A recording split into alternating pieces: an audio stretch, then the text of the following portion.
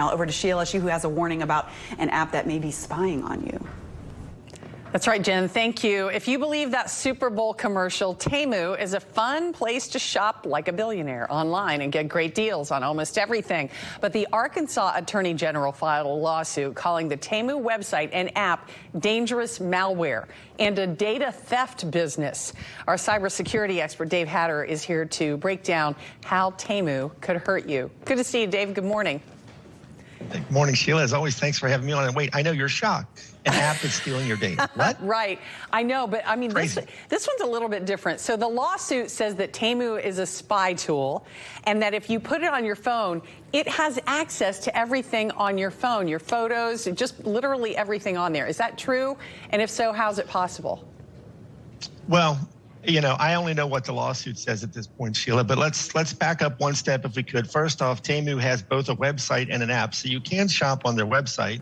But this is the same kind of situation with TikTok, right? This is owned by a Chinese company, PDD Holdings. It's completely controlled by the People's Republic of China and the Chinese Communist Party, whose draconian laws can require any company to turn over all their data. So again, these are some of the same concerns that have been raised about TikTok. And as we know, TikTok now has been banned in the U.S. unless it can be sold within a year. So, you know, the answer is yes, it could be doing all those things. This lawsuit alleges it, and I'm assuming that the Attorney General of Arkansas would not have filed this lawsuit if there weren't evidence. But I just like to point out to people, when these kind of concerns are raised, the first thing you ought to do is go look at the privacy label in the Apple App Store. Even if you don't have an Apple phone, these privacy labels are required by Apple to show you what an app will collect. And, you know, I think you have to ask yourself before you download any app, well, why does it need access to my precise location? Why does it need access to my contacts?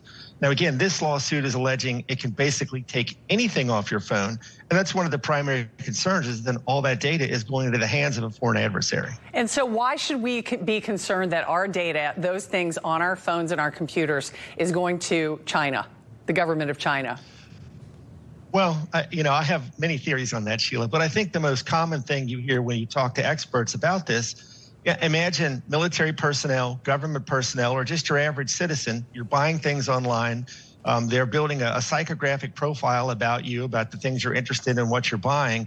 But probably more importantly, if this app is doing all the things it's alleged to do, again, it's potentially sucking up everything off your phone, information that can be used to build very detailed dossiers about you, sold to other companies like TikTok, not only to market you things, but again, one of the big concerns with TikTok is it's not just the data collection going to China, it's the fact that it's being used potentially as a propaganda tool to sow dissent in the United States, because they know what you like, they know what you don't like, they serve up stuff that, you know, I think has been fairly well documented to be pro-China and anti-American in many cases. So, you know, those are some of the major concerns. Anybody that's online is seeing all kinds of stuff being served up to us. You mentioned reading the privacy outlines when you go to get an app or get on a website.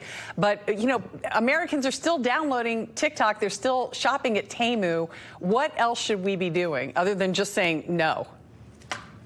Well, yeah, I think the first step should be to say no. Again, understand the trade-off. When you're using these, quote, free apps, or you're buying things at ridiculously low prices, you know, your trade-off is your data, right? You're not paying with money, you're paying with data. You are the product, not the customer.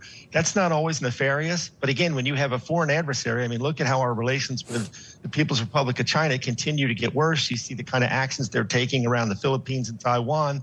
Them having detailed access into everything you do every day, everyone you talk to, potentially reading your texts and so forth, it's not a good thing. So again, I always encourage people, read the privacy labels. I think you might be shocked what most apps are collecting, because this isn't exclusive to Temu or TikTok per se. A lot of apps are doing this, but they're not sending your data to a foreign country who is then potentially propagandizing you and other Americans when you use these things. And that's the big bottom line on that. Dave Hatter, thanks as always. We'll see you next time. Always my pleasure, Sheila. Thanks. We'll be right back.